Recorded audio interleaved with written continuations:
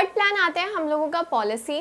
देखो पॉलिसी के लिए एक वर्ड है that is the general guideline. Policy क्या होती है बिजनेस में? जनरल गाइडलाइन होती है जो बिजनेस को गाइड करती है कि आपको इस सिचुएशन में इस तरीके से काम करना है। ठीक है, तो पॉलिसी बना दी जाती है कि भाई ऐसा सिचुएशन आएगी तो आपको ऐसे काम करना है। जैसे अगर हमें रिक्रूटमेंट की बात करूं, यानी कि जॉब पर अगर लोगों को रखना है हमें, तो उसमें हम लोग पॉलिसी बना देते हैं कि भाई हम लोग कॉलेज या कैंपस से ही बच्चों को जॉब्स पर रखेंगे। तो ये क्या है? आपकी पॉलिसी है। बिजनेस समय समय पर पॉलिसीज बनाता है, चेंजेस भी लाता है पॉलिसी में कई बार। लाइक बिजनेस ने अगर अपनी पॉलिसी बनाई कि हम तो सिर्फ बैंक से ही ट्रांजेक्शंस करेंगे, कैश में कोई ट्रांजेक्शन नहीं होगी, तो ये बिजनेस की क्या है? पॉलिसी है, जो कि सर्टेन सिचुएशन में मैनेजर्स की हेल्प करती है कि उनको किस तरीके से डिसीजन लेने हैं। तो ये क्या होती है? पॉलिसी होती है। तो पॉलिसी की डेफिनेशन क्या है? Policy is a general guideline that guides thinking और channelize energize toward a particular direction, जो हमें कहती है कि हमें इस तरीके से काम को करना है, दैट इज द पॉलिसी। ठीक है, अब पॉलिसीज जो होती हैं वो हर एक डिपार्टमेंट्स के लिए होती है, हर एक पूरी ऑर्गेनाइजेशन के लिए होती है, ताकि समय पर कैसा डिसीजन लेना है वो लिया जा सके। राइट गाइज, इसके बाद हम लोग बात करेंगे प्रोसीजर का। प्रोसीजर भी प्लान कहलाता है। प्रोसीजर के लिए वर्ड यूज करूंगी that is the sequential steps, या सीक्वेंस याद कर सकते हो या स्टेप्स याद कर सकते हो। तो प्रोसीजर क्या होता है? हम लोग नॉर्मली लैंग्वेज में भी इसको यूज करते हैं ना कि क्या प्रोसीजर है, यानी कि उस काम को करने का क्या स्टेप्स रहने वाले हैं हमारे, क्या प्रोसीजर रहेगा, पहले कहाँ जाना है, क्या करना है, दैट इज द प्रोसीजर।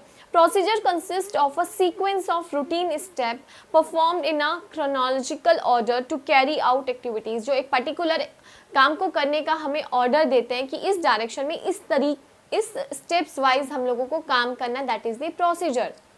ठीक है, तो जब भी हम प्रोसीजर की बात करते हैं वो बिजनेस में काम को कितने स्टेप्स में किया जाएगा वो प्रोसीजर बताता है। कि जैसे सपोज करो जब हम लोगों को सेल करनी है तो सेल करते वक्त जो रिसीट कटेगी आपको पहले इस डिपार्टमेंट से कटानी है, बैंक की रिसीट आपको यहाँ लेके जानी है दूसरे काउंटर पे। जैसे इसका एग्जांपल सबसे अच्छा बैंक में ले सकते हो। बैंक में एक प्रोसीजर होता है ना काम को करने का। आप पहले फर्स्ट काउंटर पर जाओगे, कैश विड्रॉ करने के लिए सेकेंड पर जाओगे, देन थर्ड पे ये करने के लिए जाओगे। ये क्या है? एक प्रोसीजर है, आपको सिर्फ फॉलो करना होगा। बिजनेस में भी प्रोसीजर होते हैं जो बिजनेस फॉलो करते हैं। राइट गाइस, इसके बाद आता है रूल। रूल के लिए बोलेंगे स्पेसिफिक स्टेटमेंट। जैसे पॉलिसी एक जनरल स्टेटमेंट है, रूल एक स्पेसिफिक स्टेटमेंट है दैट स्पेसिफाई क्लियरली कि what is to be done and not to be done. जो काम करना है या नहीं करना ये स्पेसिफाई करता है रूल। और दोनों में डिफरेंस क्या है? पॉलिसी में ना कोई वो नहीं है, डंडे वंडे नहीं मारते, लेकिन रूल में ये है कि नहीं किया तो पनिशमेंट मिलेगी, यानी कि इसके अगेंस्ट आपको पेनल्टी मिलती है। जैसे कि बिजनेस में हो सकता है कि रूल कि भाई स्मोकिंग नहीं करनी बिजनेस प्रेमिसेस में, तो ये क्या है? रूल है। अगर आप करोगे तो ऑफकोर्स आपके अगेंस्ट एक्शन लिया जाएगा। तो रूल की जब हम बात करते हैं ना तो ये एक थोड़ा रिजिड नेचर का है कि आप इसमें चेंजेस नहीं कर सकते। पॉलिसी फिर भी डेलिब्रेट नेचर की होती है, चेंजेस कर सकते हैं, बट रूल नहीं कर सकते। हर एक बिजनेस के अपने रूल होते हैं जिनसे वो सेक्रीफाइस नहीं करना चाहते। हमारे घर में हमारे रूल होते हैं जिनसे हमारे पेरेंट्स हमें सेक्रीफाइस नहीं करने देते कि भाई मानने पड़ेंगे आपको। राइट, ऐसे बिजनेस के भी रूल्स होते हैं गाइस। ठीक है, तो वो रूल होता है। और पॉलिसी आप समझ सकते हो कि पॉलिसी एंड रूल्स में बहुत बार डिफरेंस भी आता है। तो पॉलिसी एंड रूल दोनों अलग अलग नेचर के हैं। पॉलिसी थोड़ी फ्लेक्सिबल है, काम को करने पर हमें डिफरेंट सिचुएशन में कैसे डिसीजन लेती है वो बताती है, बट रूल एक रिजिड नेचर का है, नहीं करेंगे तो भाई डंडे पड़ेंगे, वो है। इसके बाद आता है मेथड। मेथड के लिए वर्ड यूज करूंगी प्रिस्क्राइब्ड वे और मैनर, यानी कि किसी काम को करने का तरीका वो बताता है मेथड। जैसे हमें मैथ्स के सम जब सॉल्व करते हैं तो उसमें हम देखते हैं कि क्या मेथड है, राइट, किस मेथड से सॉल्व करना है हम लोगों ने ये क्वेश्चन। इसी तरीके से मेथड जो होता है बिजनेस में ये बताता है कि इस काम को किस तरीके से करना है। Method is a prescribed way और manner in which a task has to be perform taking into consideration the objective of the organisation. Objective तो देखो हर उसमें आएगा कि हमें कंप्लीट करने के सारे काम हम ऑब्जेक्टिव कंप्लीट करने के लिए तो करते हैं। ठीक है, तो मेथड क्या है? वो तरीका बताता है।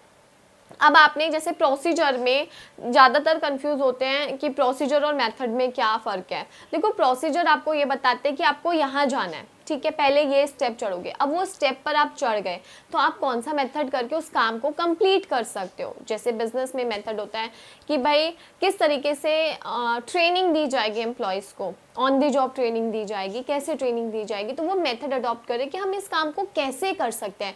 हमें पता है हमें अपने एम्प्लॉयज़ को सबसे पहला आपने बोला स्टेप ट्रेनिंग देनी है, तो ट्रेनिंग देनी कैसे है। अगर उसको जॉब पर भेजना है तो जॉब पर भेजना कैसे, कैसे उस काम को करेंगे, the way that is the manner, वो मेथड कहलाता है। ठीक है, समझ आ रही है बात।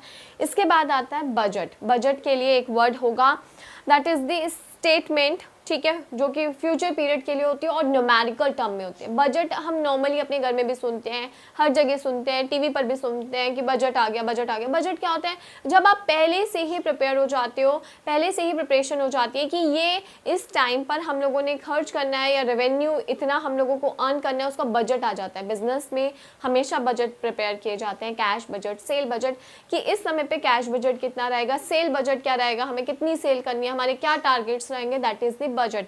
सो बजट के लिए वर्ड क्या है, कोई भी स्टेटमेंट नहीं, budget is a statement of expected result for a given future period.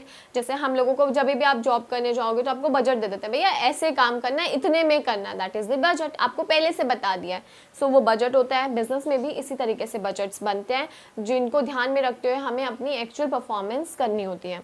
उसके बाद 8th नंबर आता है प्रोग्राम का। देखो प्रोग्राम की जब मैं बात करूंगी, प्रोग्राम के लिए एक वर्ड यूज होता है डिटेल्ड स्टेटमेंट। क्या वर्ड है, डिटेल्ड स्टेटमेंट, जिसमें रूल भी आ जाते हैं, जिसमें पॉलिसी आ जाती है, सब कुछ। आप प्रोग्राम में ये देखते हो कि आपको अपने ऑब्जेक्टिव्स, पॉलिसी, सब चीज़ों को इंक्लूड करके काम को कंप्लीट करना, दैट इज द प्रोग्राम।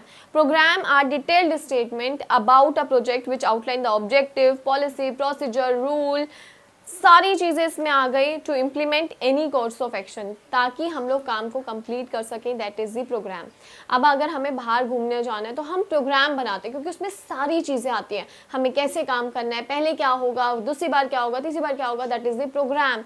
तो जब बिजनेस में प्रोग्राम की बात की जाती है तो यानी कि टारगेट को अचीव करने के लिए अब उसमें पॉलिसी भी आ जाती है, उसमें स्ट्रेटेजी भी आ जाती है, उसमें सारी चीज़ें आ जाती हैं।